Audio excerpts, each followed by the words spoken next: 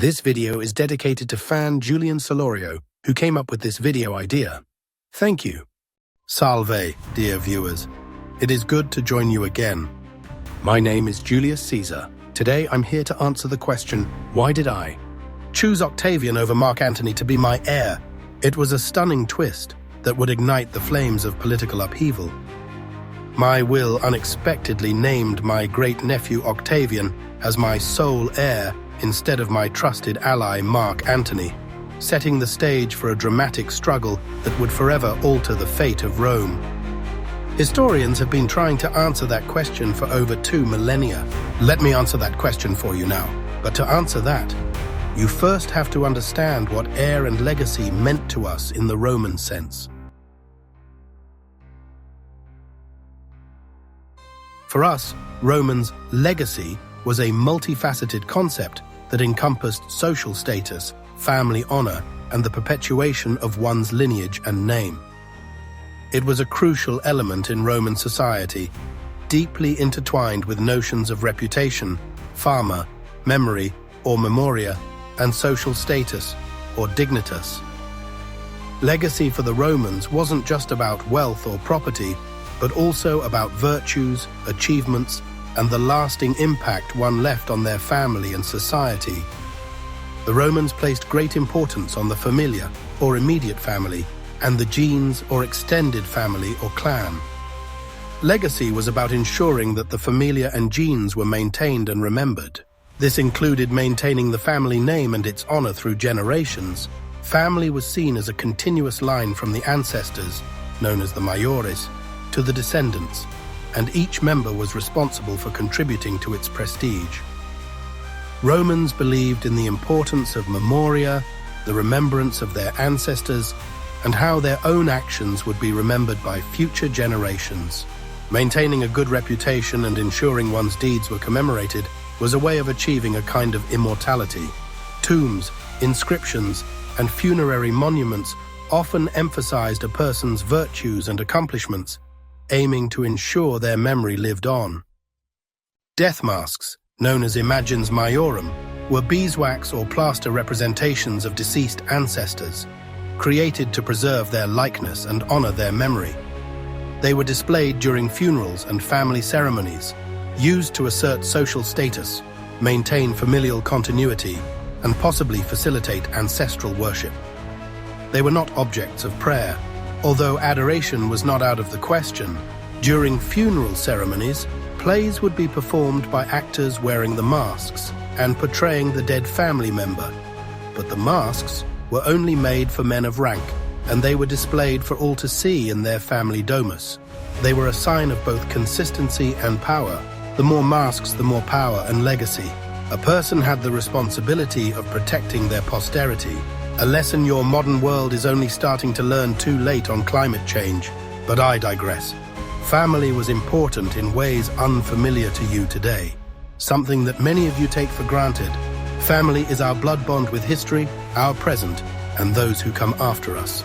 In ancient Rome, honoring dead family members, known as ancestor veneration, was a crucial practice that involved rituals, offerings, and commemorations to ensure the deceased's peaceful afterlife and to maintain their favor and protection for the living family.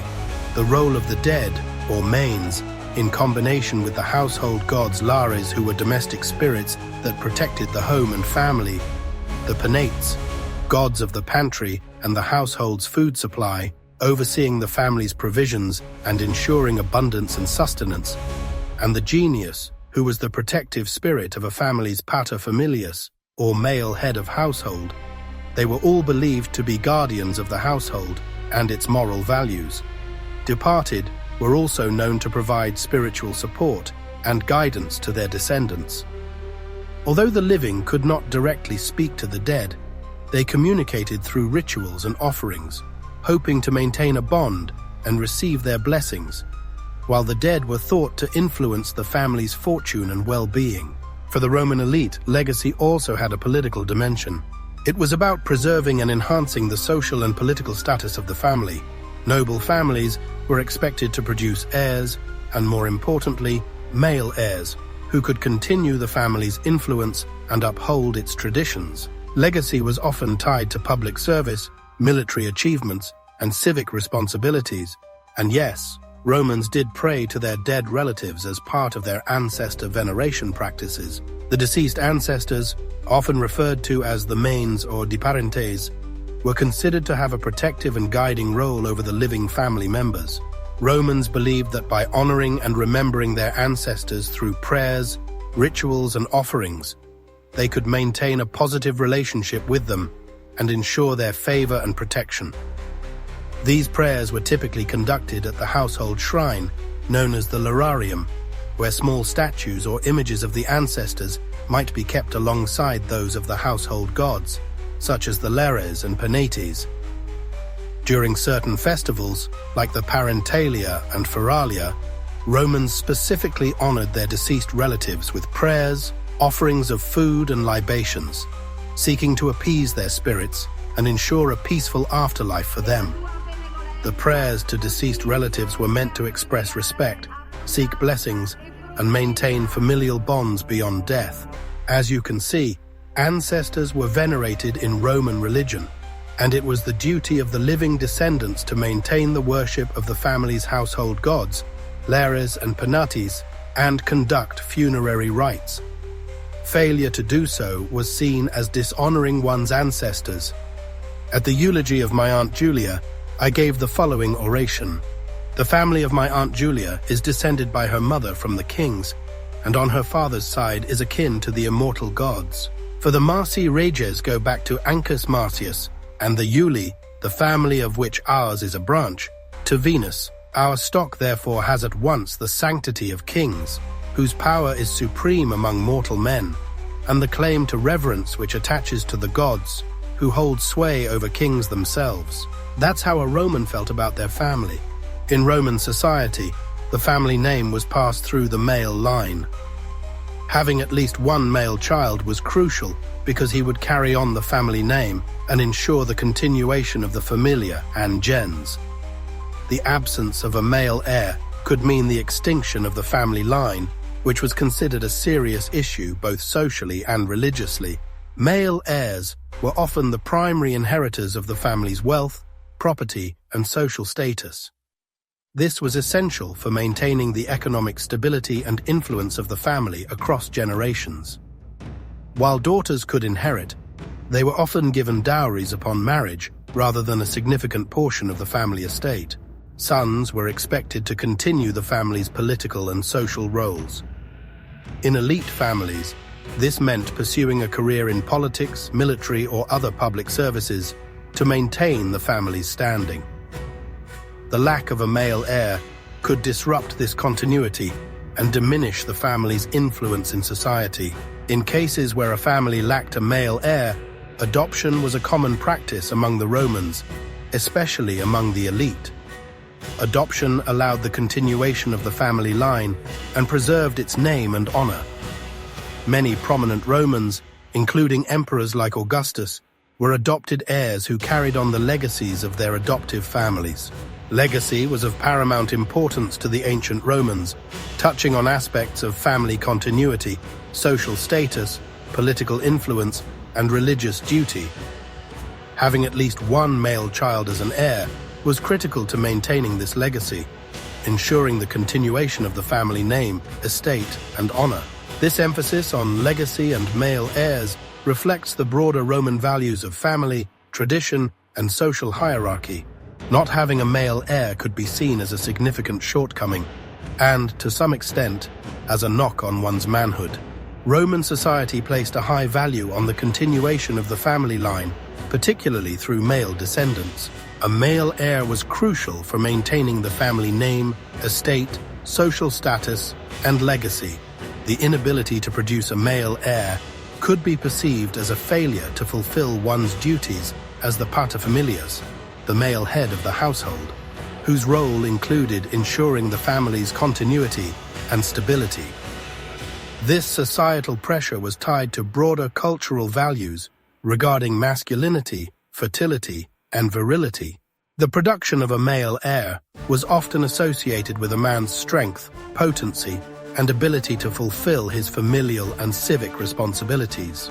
Consequently, not having a male heir could carry a stigma, suggesting a lack of favor from the gods or a perceived weakness, and could lead to social embarrassment or a diminished standing within the community.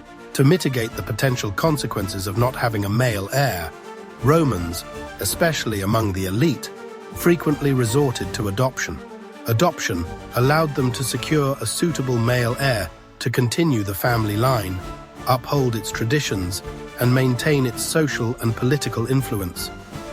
This practice helped preserve the family's legacy and social status, thereby alleviating some of the stigma associated with a lack of biological male offspring. Adoption in ancient Rome was a significant practice that directly related to the concept of legacy, particularly among the elite. It was not only about providing for or caring for children, but also a strategic tool for ensuring the continuation of a family line, name, and honor, especially when a biological male heir was lacking. For the Romans, adoption was a way to secure an heir who could continue the family's traditions, uphold its reputation, and manage its estate.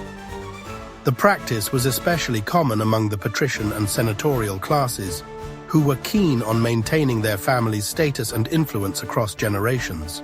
By adopting, a family could effectively bring in a new member to perpetuate its legacy, even if that member was not biologically related.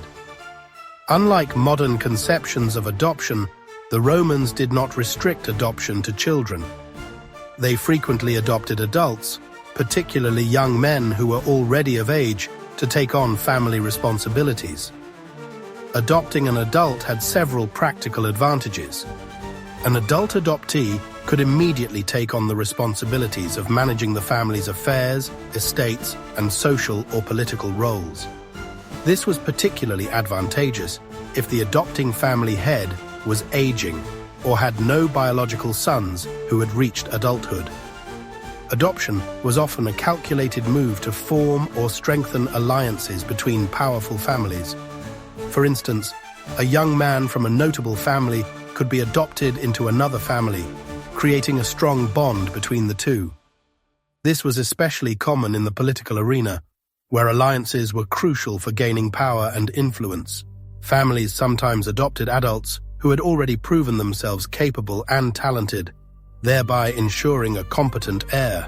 For example, Roman emperors often adopted adult men whom they considered suitable to succeed them. I adopted my great-nephew, Octavian, known to the empire and history as Augustus, Rome's first emperor, and later he adopted Tiberius, who became his successor. In Roman law, an adopted son had the same rights as a biological son, including the right to inherit the family's estate and name. Adoption allowed a family to bring someone legally into their lineage, ensuring that the family name and property were preserved, even if no biological male children were present. Adoption in ancient Rome was a vital practice tied to the preservation of family legacy and status. The Romans adopted not just children, but also adults, primarily as a strategic means to ensure that their lineage, name, and influence continued unbroken. This practice underscored the Roman emphasis on family continuity, social standing, and the importance of capable heirs in maintaining a family's honor and legacy. So now you understand, I wasn't just choosing the person who would take the vast amount of my inheritance. I was posthumously adopting an heir. I saw in Octavian a brilliant mind who was willing to watch and learn. I took him under my wing at a young age. His mother, Attia, was my sister's daughter. His father died when he was only 4. The family still had money, but no one was bringing it in. I taught him what I could on statecraft and politics, and what I didn't teach him, he learned through careful scrutiny, observation, and comprehension. He truly was a Renaissance spirit, a polymath for the ages. His official career started at the younger age of 12, giving his oratory at Aunt Julia's funeral. His accolades would continue until his death and beyond. By 16, he had acquired the coveted membership of the Board of Priests, the Collegium of the Pontifices, the Roman institution charged with the protection and administration of Roman religion. They were more than mere legal advisors on all aspects of Roman religion. They were its bulwark, With the general superintendence of the worship of jinns and family, they maintained those same things I mentioned earlier. As you know and understand, this was all a sacred political and economic undertaking. I took him on a long campaign in Spain, and he was studying abroad in Apollonia, modern-day Albania, when I took my last breath. The last breath of life. Hear more about my life in my full video, Julius Caesar, My Life as a Roman Emperor. Was it a life lived in honor? What was my legacy? And why did I feel I needed to become a tyrant and save Rome from herself? Find out in that video next. So what was really in the will?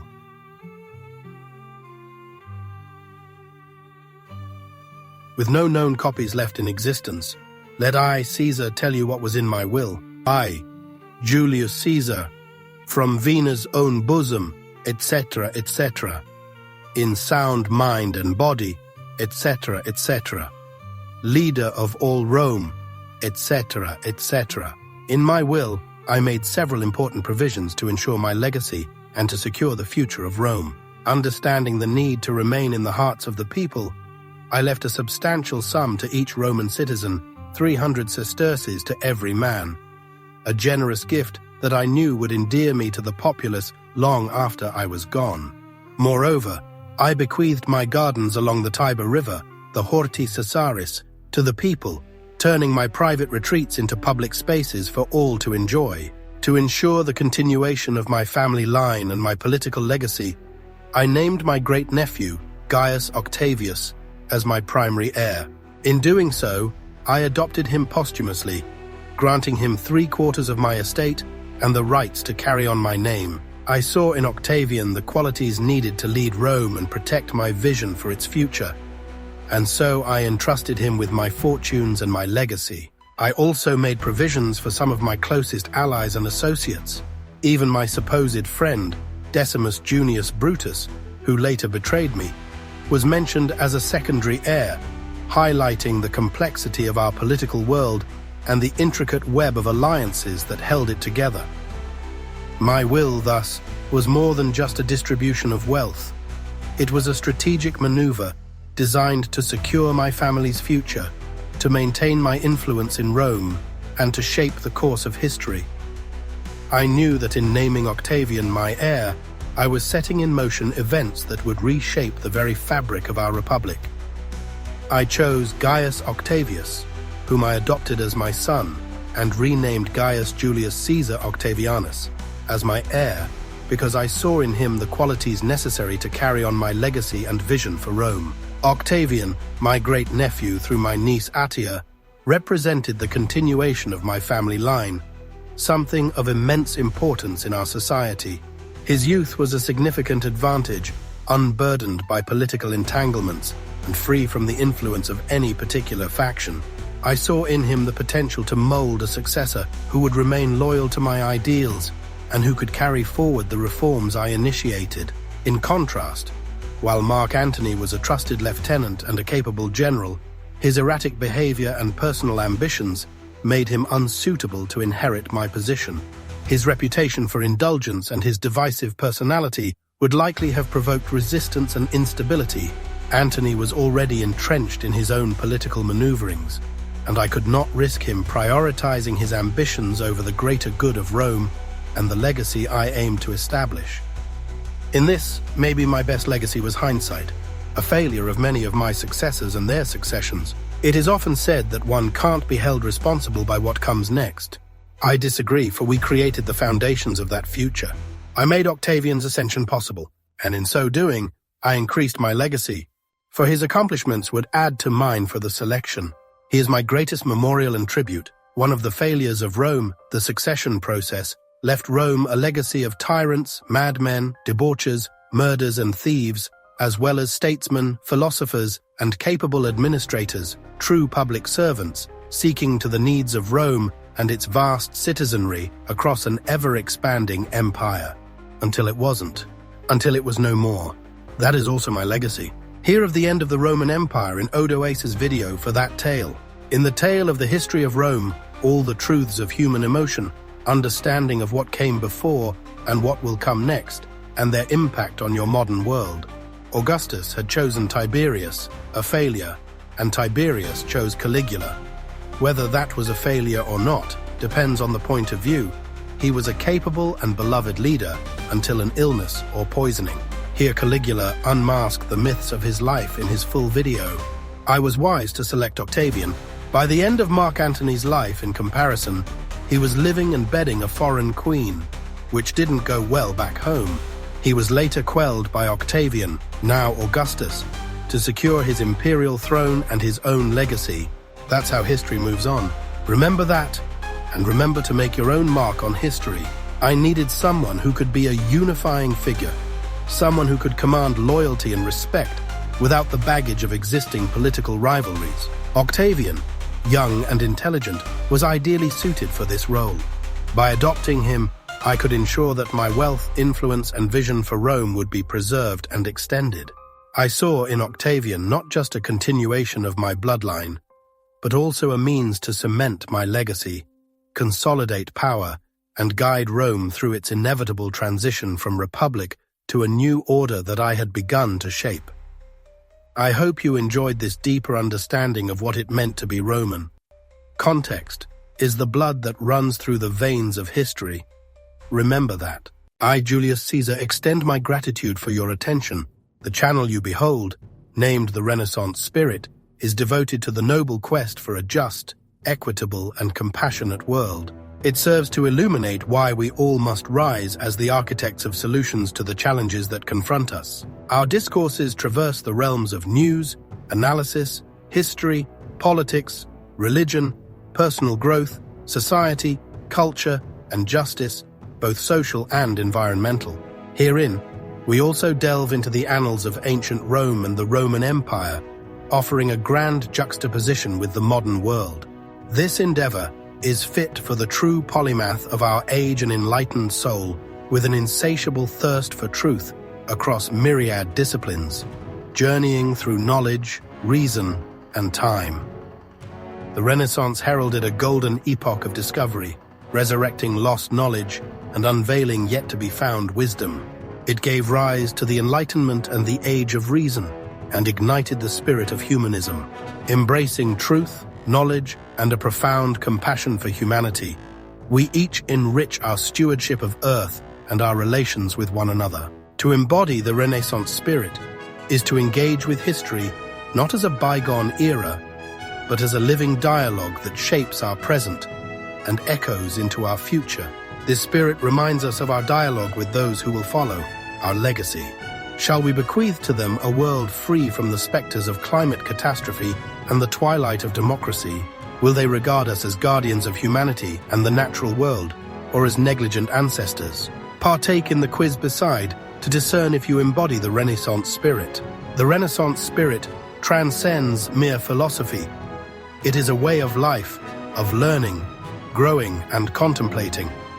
Subscribe, enable notifications, and share if you seek to traverse life in the footsteps of the true masters of the Renaissance and the free thinkers who have preceded and will follow us. So, esteemed traveler through time, let us embark on this journey together, drawing inspiration from those who came before and those who shall come after, as we forge a future enlightened by equality, wisdom, and compassion. Vive Renaissance Spiritus! History is not dead, only our comprehension of it. Historia non est mortua, sed intellectus noster.